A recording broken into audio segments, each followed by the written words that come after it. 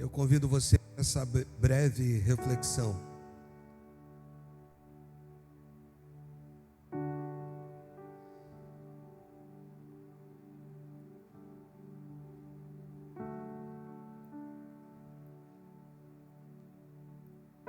Jonas, capítulo 1.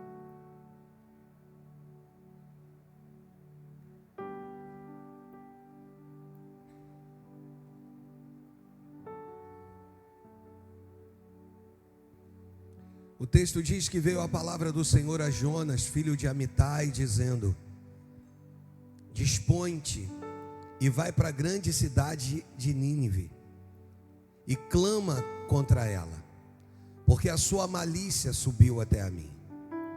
Jonas se dispôs, mas para fugir da presença do Senhor, para Tarsis, Jonas se dispôs, mas para fugir da presença do Senhor para Tarsis, e tendo descido a Jope, repita comigo, Jope, achou um navio que ia para Tarsis, pagou, pois, a sua passagem e embarcou nele, para ir com eles para Tarsis, para longe da presença do Senhor. Mas o Senhor lançou sobre o mar um forte vento, e fez-se no mar uma grande tempestade. Então repita comigo, um forte vento e uma grande tempestade. E o texto diz: o navio, só até aqui, estava ao ponto de se despedaçar. Deus e Pai, fala conosco, usa minha vida nas tuas mãos, Senhor, ó Pai, opera poderosamente, Senhor, e faça com que a tua palavra fique audível aos nossos ouvidos, Senhor. Sejam, Senhor, ó Pai, vivida por nós, que possamos nos alimentar da tua palavra, Senhor. Ó Pai, é o que eu quero te pedir nesse momento. Ser conosco, ser com cada um dos que aqui estão, fala poderosamente aos nossos corações. E se você crê, diga amém e amém. Levanta uma das mãozinhas e diz: Deus, eu preciso ouvir a tua voz.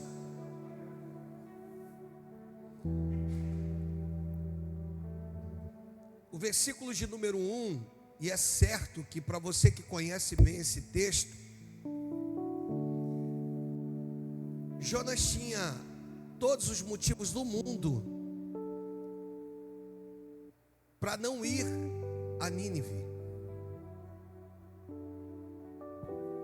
Família que havia sido dizimada. Só que ele era um profeta. E um profeta, a sua função é trazer a voz de Deus aos homens e apresentá-las.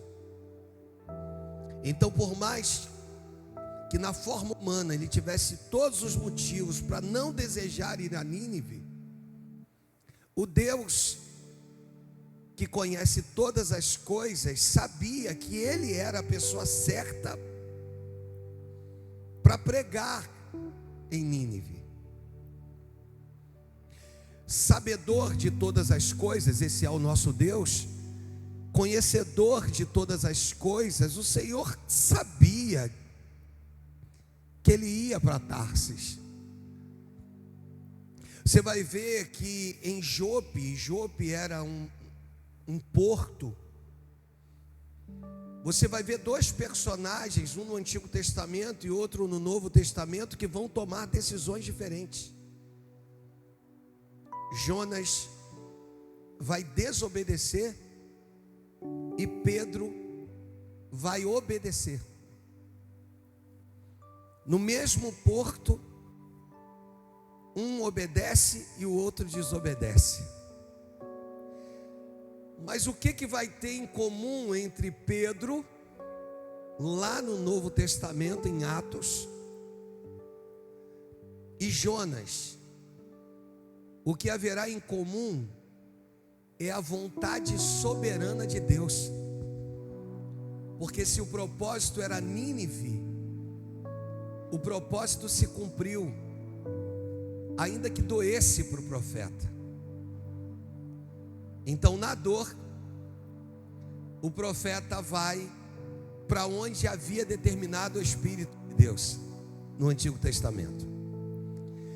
Você talvez não esteja compreendendo muito bem, mas eu vou te fazer entender daqui a pouquinho. Nós vamos observar nesse texto que nós lemos que Jonas, como eu havia te dito, por ser um profeta, ele aqui não representa um profeta, ele representa um tempo profético. Então Jonas não é simplesmente um profeta. Pega isso no teu espírito. Jonas é um tempo profético indo para Nínive. Deus dá uma ordem, é interessante porque Jonas ainda não havia chegado em Nínive, mas a palavra estabelecida já estava a caminho de Nínive, já estava chegando em Nínive. Então, por ele ser um tempo profético, o texto começa a dizer que esse tempo profético vai descer ao porão da embarcação e vai pegar no sono. Você vai observar que ele não só desobedece, como ele vai procurar descansar num tempo em que a palavra tinha que ser estabelecida através dos seus lábios.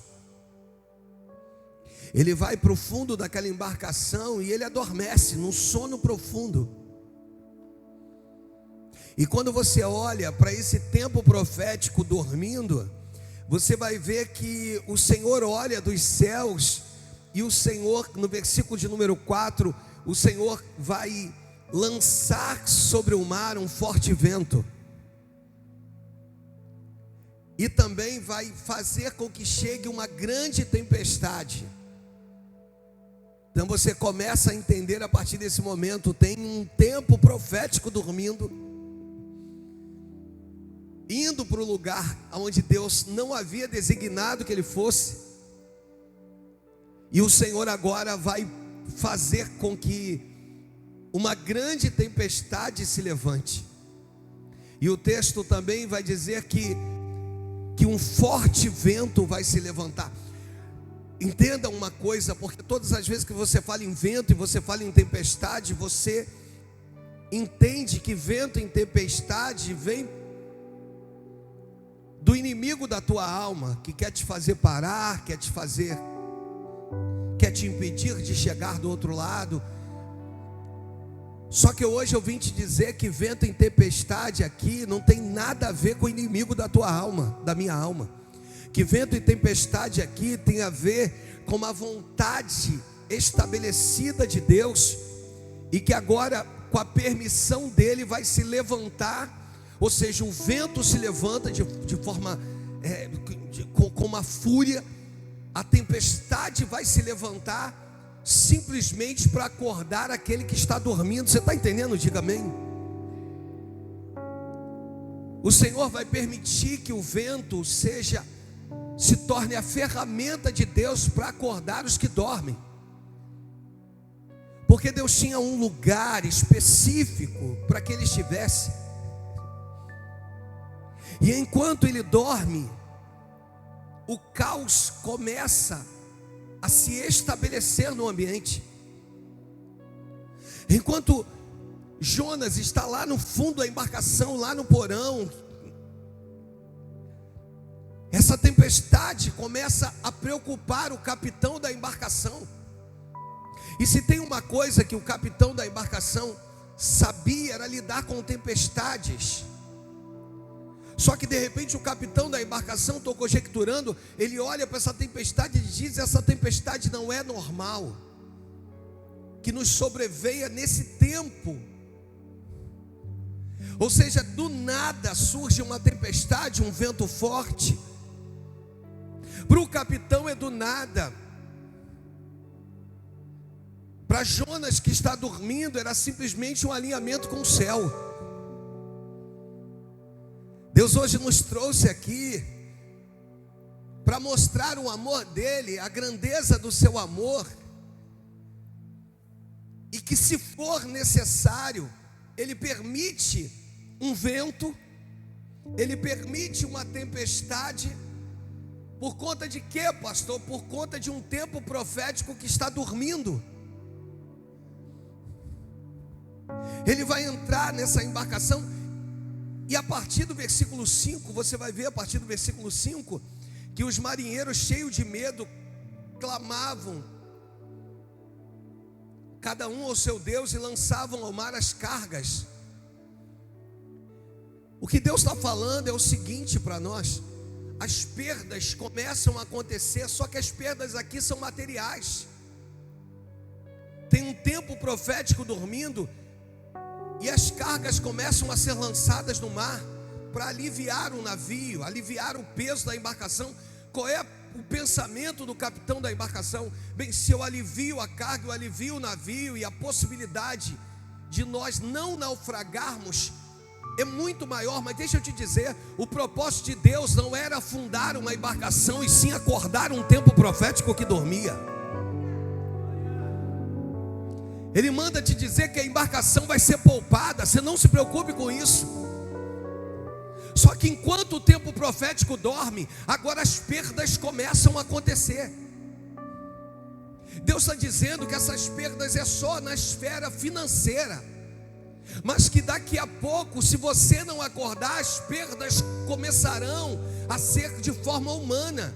Tem o capitão, tem o marinheiro, e tem alguém que está dormindo que não era para dormir. Deus está virando para nós e está dizendo assim: hoje Deus te chama nesse domingo pela manhã e está dizendo: desperta, porque quando você despertar, o vento vai cessar. Quando você despertar, a chuva, você está entendendo? A tempestade vai embora. Por quê? Porque quando você despertar, você vai ver que você é o causador do prejuízo.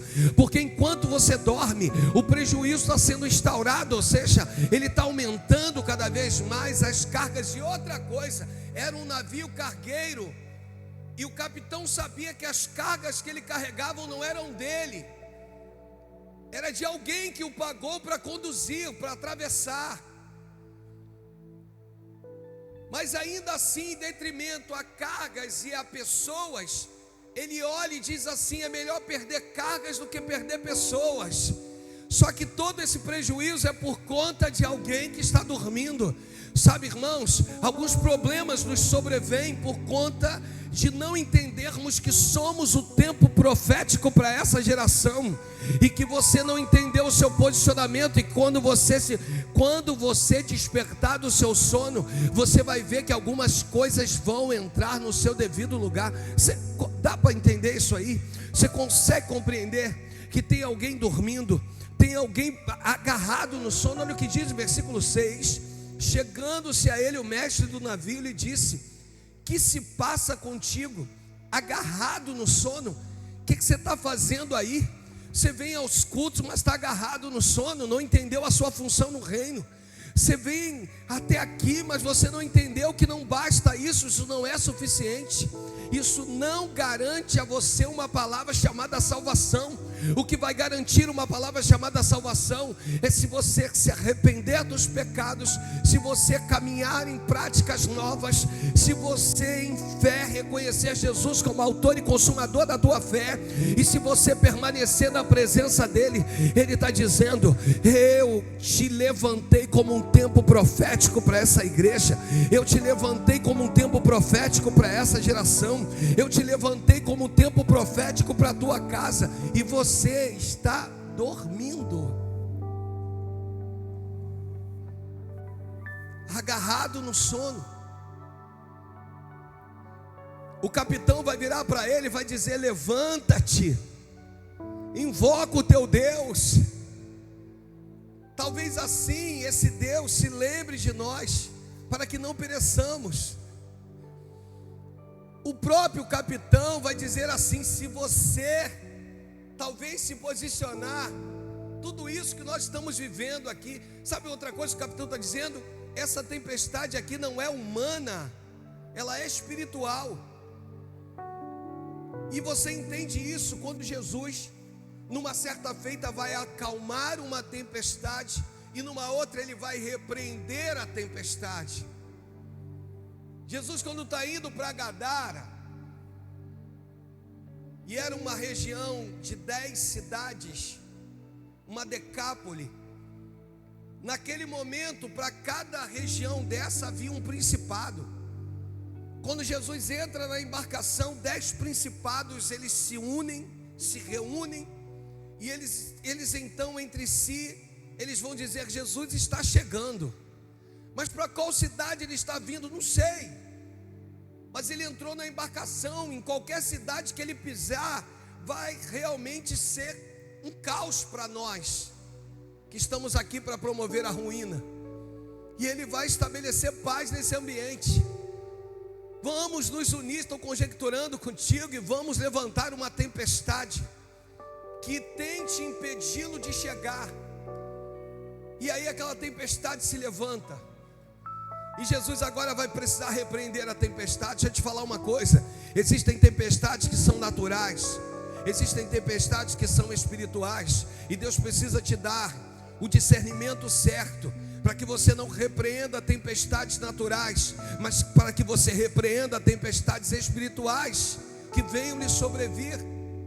O capitão da embarcação, alguém que talvez não conhecesse o Senhor, e eu creio que não o conhecia, mas alguém que olha para a tempestade e diz: ei, esse vento é diferente, essa tempestade é diferente, e está você aí agarrado no sono.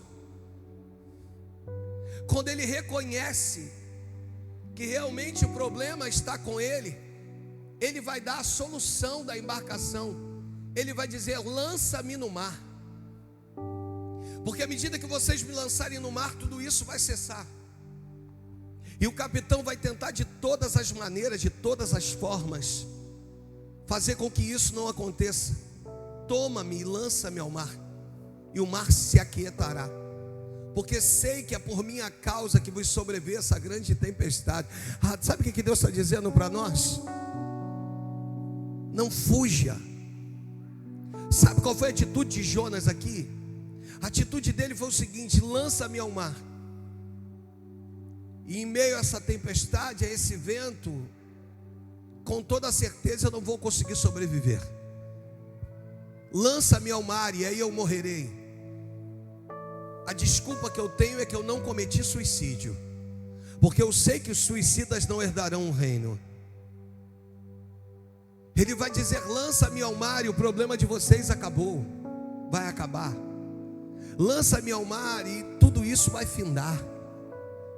Fugindo daquilo que foi proposto, fugindo daquilo que nasceu no coração de Deus. E no coração de Deus, o desejo era que ele fosse para Nínive.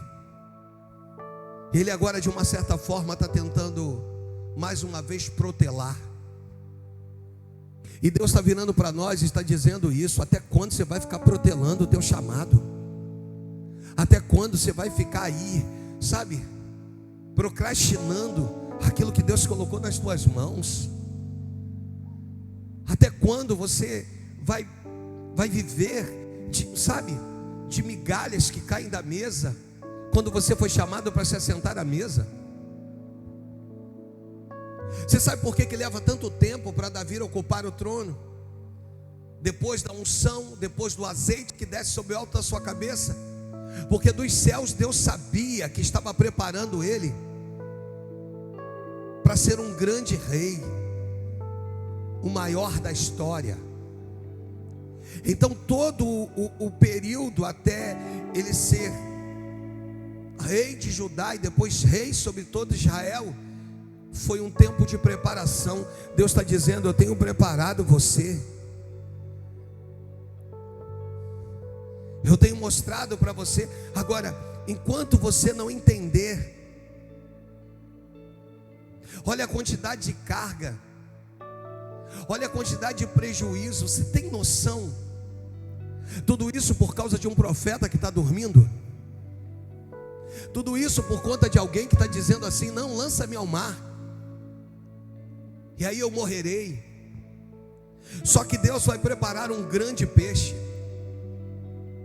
Eu já ministrei sobre isso. Há alguns que vão defender que Jonas não toca o mar, seu corpo não toca o mar. Quando ele é lançado, o grande peixe vai lá, ainda com ele no ar e o fisga. Isso é meio louco. E agora o Senhor vai precisar passear com ele. Querido, querida, pelo amor de Deus, vamos parar de romantizar algumas coisas. Eu já te disse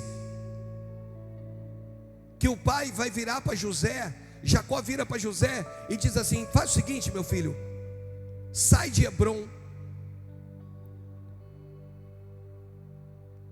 vai procurar teus irmãos, procure saber como eles estão, depois você volta. Ou seja, você vai sair de Hebrom, você vai atrás dos seus irmãos, quando você tiver notícia deles, do rebanho, você vai voltar. Só que José não entende isso. Quando ele não acha os irmãos, ele resolve ir para Dotã, atrás dos irmãos. Aí em Dotã ele vai conhecer o fundo de um poço. Em Dotã ele vai ser vendido como escravo. Em Dotã ele vai para a prisão. Em Dotã, depois de ser assediado pela mulher de Potifar. Em Dotã, a pergunta é: para que tanto sofrimento, se você pode simplesmente obedecer o que Deus colocou diante de você? Para que a gente vai ficar protelando algumas coisas? Para que viajar no fundo de um grande peixe, para águas profundas? Você já reparou que no capítulo 2, se eu não me engano, no versículo 10, quando o Senhor vai falar, depois da oração que ele vai fazer no ventre do peixe, o texto diz que ele não vai falar com aquele que estava orando no ventre do peixe, que ele agora vai falar com o peixe, vai dar uma ordem para o peixe. E eu não sei se você sabe, mas o Senhor, na sua soberania, faz com que esse grande peixe tenha comido algas antes de engolir Jonas. E essas algas ia promover esse vômito que aconteceria mais cedo ou mais tarde. Olha como é que Deus vai guardar Jonas.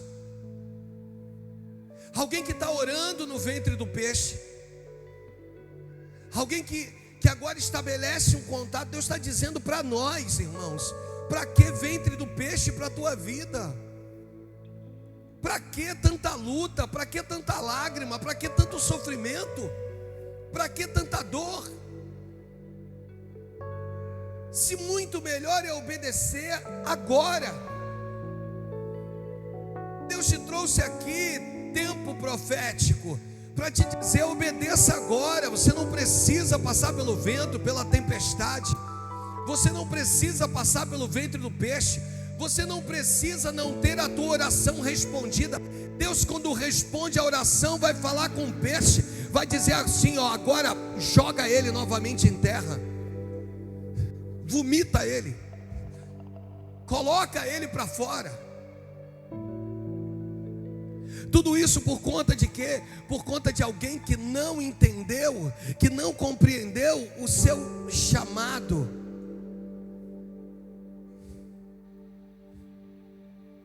E é disso que eu quero falar com vocês. Você tem a noção que no dia que você acordar, o vento cessa, a tempestade cessa? Essa daqui é a resposta, porque muitas vidas estão vivendo em uma aflição constante, que não para, uma dor que não cessa, uma lágrima que não para de descer, um sofrimento que parece perpetuar, parece que vai durar para sempre. E Deus te chama aqui e te mostra que isso tudo tem um fim. E qual é o fim, pastor? No dia em que você quiser acordar. É o Espírito Santo que começa a despertar Começa a falar ao teu coração. Começa a mostrar para você quem Ele é, a sua importância. É quando você entende que você torna-se o causador de prejuízos toda vez que você decide dormir.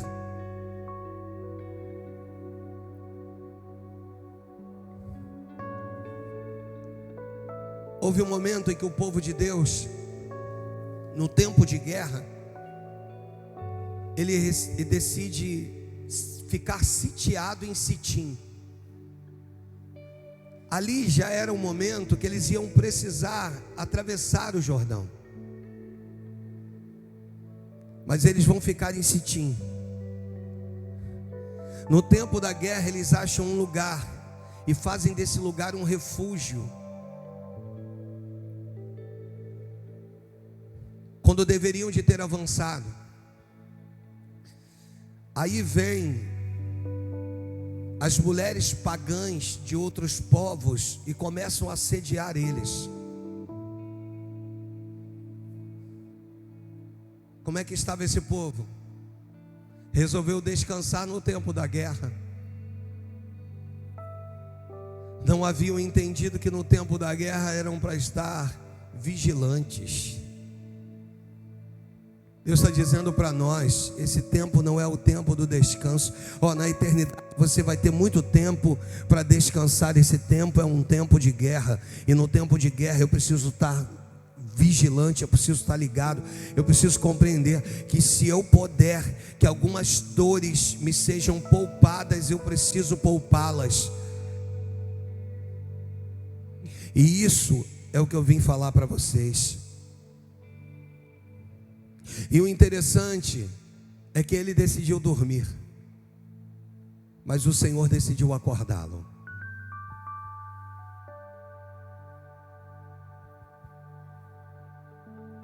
Deus vira para você e diz assim: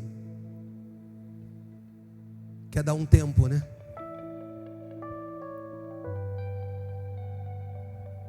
É um direito seu? É.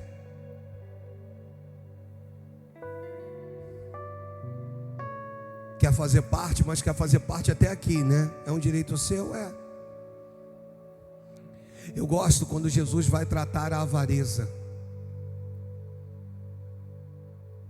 E quando ele vai falar a respeito de uma parábola de um homem que já era possuidor, rico, e ele decide consigo mesmo, ele diz assim: olha, eu vou construir celeiros maiores, depois eu vou plantar em quantidade abundante, e depois eu vou colher do meu plantio, e a minha colheita vai ser tão abundante que eu vou armazenar, eu vou estocar ela nesses celeiros que eu vou construir, e vou viver disso. Só que a Bíblia diz: louco, esta noite te pedirão a tua alma, para quem tu irás. Nós estamos com os nossos pensamentos tão voltados para aquilo que nós podemos construir, que estamos esquecendo do chamado que foi estabelecido por Deus.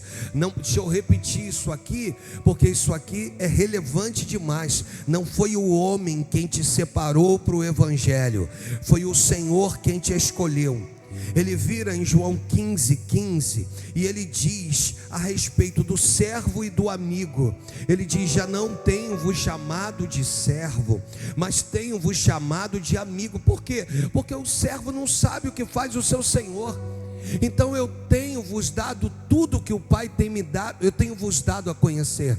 Aí no versículo 16 ele vai dizer: não fostes vós que escolhestes a mim, mas eu que escolhi a vós outros. Ele está dizendo para nós: o chamado vem dele, em nome de Jesus. E você precisa ocupar lugares, você precisa estar na posição certa. Deus está nos despertando hoje, está dizendo assim: se você entender isso, tudo flui, tudo volta a fluir na sua vida. E olha, porque essa impressão que você tem de felicidade é mentirosa. Te provo, porque quando você deita a sua cabeça no seu travesseiro, a tristeza te consome, ela te pega. Sabe por quê? Porque o que você deveria de estar fazendo, você não tem feito. A posição que você deveria de estar, você não tem estado. E aí, você olha para o lado, existem Meu Deus, e o pior é que quando vem o vento e a tempestade, se ela viesse só para Jonas, beleza, desculpa o que eu vou te falar aqui, problema seu, problema meu. Se a tempestade vier só para mim,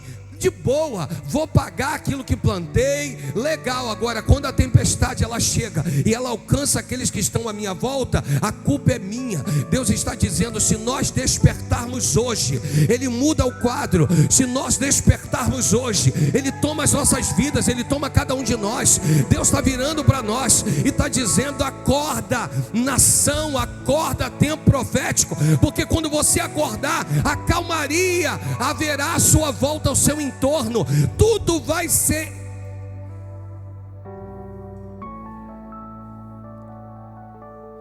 Chega de cargas, chega de pessoas que possam se perder, chega de tudo isso.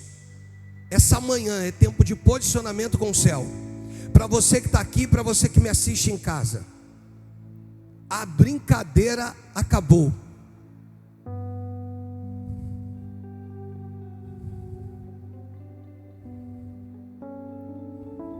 Flertar com o Senhor chega. Você é a noiva de Cristo, precisa estar completamente adornada, porque o noivo chegará a qualquer momento. Para de conciliar 10 virgens, como se as 10 virgens, não, a prudente tem azeite, as outras não têm. E aí a gente fica, o texto diz que as 10 dormiram, porque o noivo tardou. E a gente fica se colocando: não, o importante é ter azeite. As 10 virgens não é a representação da igreja, irmãos. A representação da igreja é a noiva. As 10 virgens eram meninas de 10 a 12 anos de idade. Qual era o papel dela? Depois do 7º dia da festa do casamento, onde o noivo não havia coabitado com a noiva ainda, e o noivo vai para sua casa e voltava ao entardecer. Quando anoitecia, as virgens vinham com as suas lamparinas e iluminavam o caminho do noivo até a noiva, porque era escuro. Esse era o papel das virgens. Só que o texto diz que ambas dormiram. As 10, quem tinha azeite dormiu, quem não tinha azeite dormiu. Qual é o papel principal aí? É o amigo do noivo.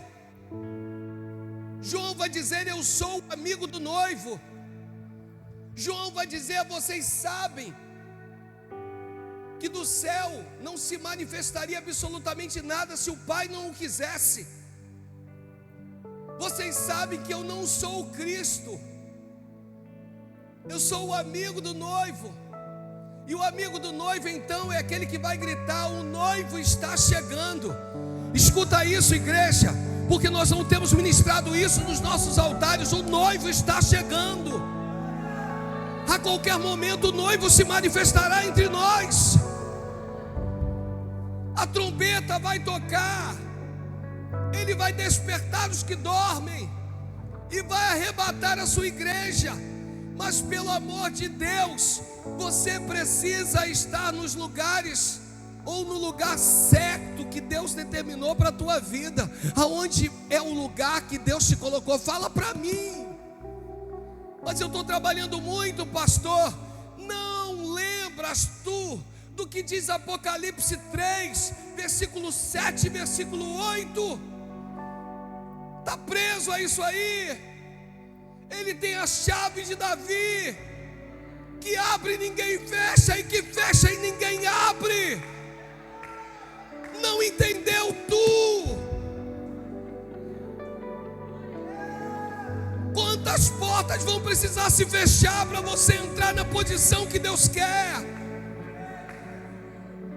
Quantas tempestades se levantarão para você entender?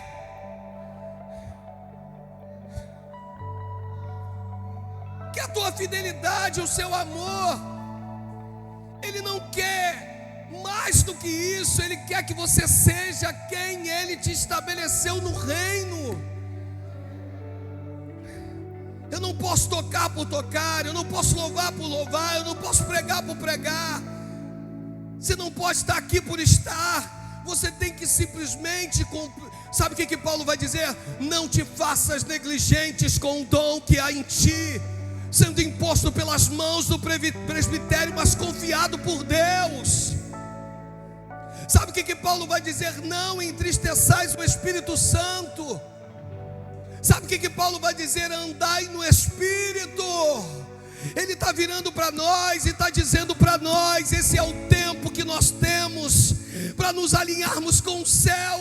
Não haverão outros tempos. Ele está dizendo: se alinha agora e eu me manifestarei agora sobre a tua vida. Eu abrirei as portas agora sobre a tua vida. Ele está dizendo: entra no querer de Deus, entra na vontade soberana de Deus, e deixa que o mais Ele vai fazer, deixa que o mais Ele cumprirá, em nome de... Não aceite aquilo que não é para você. Sabe o que a gente está fazendo hoje em dia? A gente está flexibilizando a promessa. Deus disse que ia fazer. Se Deus disse que ia fazer, Ele fará. Se Deus disse que ia dar um filho para Abraão, Ele dará. Se Deus disse: eu não preciso de Agar, você não precisa de Agar. Você precisa entender que aquilo que Deus te prometeu vai se cumprir. E esse é o tempo das nossas vidas. Esse é o tempo que eu estou dizendo para Deus: Senhor, não precisa de tempestade. É para Nínive, vamos para Nínive. É para quê? É para estar aqui, eu quero estar aqui. É para pregar, é para estar lá fora falando de Jesus, eu quero estar lá fora. É para estar na portaria, mas parece que a minha importância é insignificativa. Como assim? Você entende que tem gente que vai chegar na igreja e a partir de um aperto de mão seu, de um abraço seu, essa pessoa havia dito para Deus: Senhor, se eu não receber um abraço, se eu não receber um aperto de mão, eu nunca mais volto. Aí Deus prepara você. Ela está entrando, seja de carro, seja a pé, seja de que forma for, e aí ela olha para você, você já sorri com o teu olhar, e você diz: Pai seja convosco, e você oferece um abraço, uma mão amiga, e Deus muda o quadro. Ele está dizendo que todos são importantes no reino. Deixa eu repetir: todos são importantes no reino. Ele está mandando te dizer, João capítulo de número 12, versículo 1, 2 e 3. Ele está dizendo: todos são importantes no reino. A Bíblia diz que 6 dias depois, antes da Páscoa, Jesus foi novamente para Betânia. Quando ele chega em Betânia, na casa de Lázaro, o texto a partir do versículo 2 diz que deram-lhe, pois, uma ceia. Me ajuda nessa ceia. O que acontece na ceia? Marta servia. Que Marta é essa? É a mesma que virou para Jesus e disse assim: não te importas? O que ela disse? Que enquanto eu sirvo, minha irmã esteja aí agarrada contigo, deitada no seu colo, reclinada nos seus ombros. É a mesma Marta. Jesus vai dizer: Marta, Marta, ela escolheu a boa parte.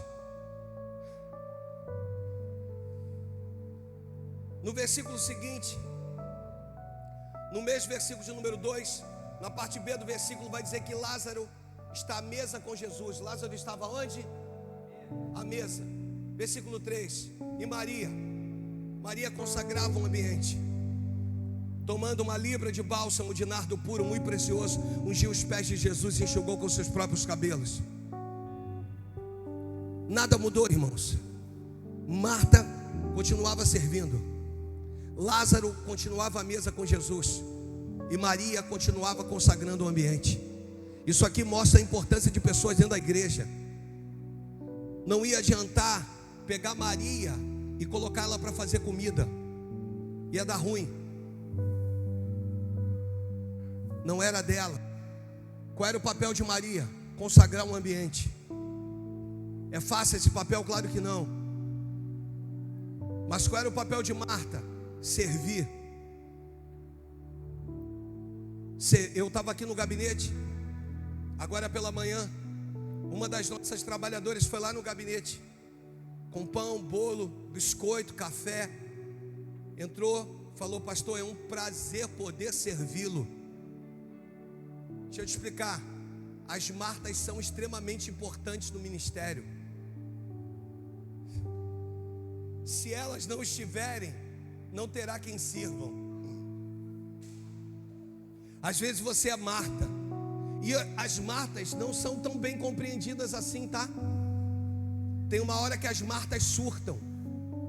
De que forma? Eu faço, e existem pessoas que podiam fazer e não fazem. Mas deixa eu acalentar o teu coração, Marta. Continue fazendo, porque Deus chamou você para esse pleno exercício. Se você não fizer, o culto não vai transcorrer da forma que ele é necessário que transcorra. As coisas não vão fluir, porque as Marias já estão dentro consagrando os ambientes. Mas se as Martas não estiverem lá fora para estender a mão, lá fora, e quando eu digo de Marta, eu não estou falando do sexo feminino, eu estou falando de alguém que está pronto para servir. Enquanto você não entende isso, você fica comendo das migalhas que caem da mesa. E Deus te chamou. E quem são os Lázaros, pastor? Os Lázaros são os membros novos, que não é o teu caso hoje. Ou se é de poucos aqui entre nós. Quem são os Lázaros? São aqueles que vão chegar num ambiente e vão precisar comer com Jesus. São aqueles novos convertidos que vão precisar ser tratados, ter um tete a tete com Cristo. Enquanto isso, as Marias vão estar consagrando os ambientes, e as Martas vão estar servindo, vão estar lá fora, vão estar no estacionamento, vão estar estacionando o carro, vão estar aqui em cima, talvez, Senhor, dando o melhor através dos instrumentos. É isso, Deus está dizendo para você, é isso. Eu termino. Ocupe o lugar que Deus te chamou. Vou dar um conselho, e o ditado já diz que conselho é igual café, toma quem quer. Vou te dar um conselho e termino agora.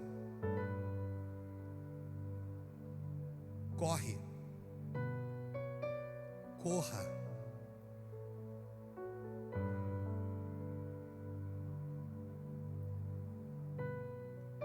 Porque em amor à tua vida, Ele não poupa o tamanho da tempestade, nem a grandeza da revolta do mar, para te alinhar com o céu.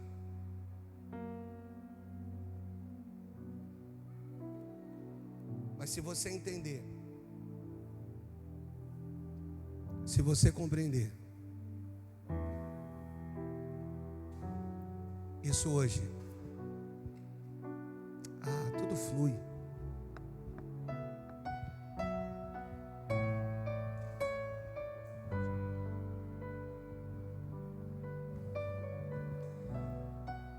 O pastor me mandou uma mensagem. Ele disse assim: existem pessoas que já eram para ter sido curada, tratada, e tem pessoas perecendo, passando por dificuldade, porque o profeta decidiu dormir. Hoje Deus está despertando você. Tempo profético para essa geração.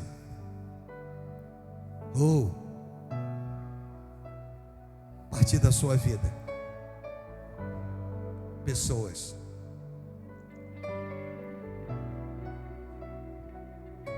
voltarão a cumprir o exercício do seu chamado. Deus está chamando você para isso. Não vou te fazer um apelo para você vir à frente. Normalmente de manhã somos todos de casa, mas vou te fazer um apelo para uma reflexão, uma autoavaliação, de você olhar para dentro de si e entender o que você está fazendo aí, que decidiu cumprir o chamado do seu jeito. Sabe o que eu dizia para os obreiros, diáconos e presbíteros? Ou seja, obreiros e diáconos, de presbítero para cima a gente mudava o tom. Eu dizia assim para eles: olha, como obreiro e diácono, eu quero ir por aqui.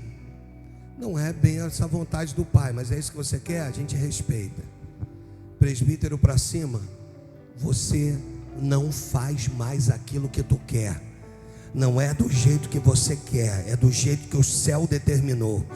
E o céu coloca e nos dá direito a expressões dogmáticas para colocar ordem na casa do Pai. é aquilo que Ele nos dá direito de fazer. E para essas expressões dogmáticas, Deus tem ordem e decência para nós. Então Deus está virando para nós, está virando para você, servo, está dizendo: ocupe os lugares que Deus te chamou para serem ocupados por ti, em nome de Jesus. Para que daqui a pouco você não olhe e diga assim: poxa, eu podia ter feito e não fiz, eu podia ter colaborado e não colaborei. Fique de pé em nome de Jesus. Vamos louvar a Deus. Vamos louvar a Deus. Fale você com Deus agora aí no teu lugar. Fale você com Ele. Aleluia. Diga para Ele, diga a Deus: eu só quero ocupar os lugares que o Senhor tem para mim.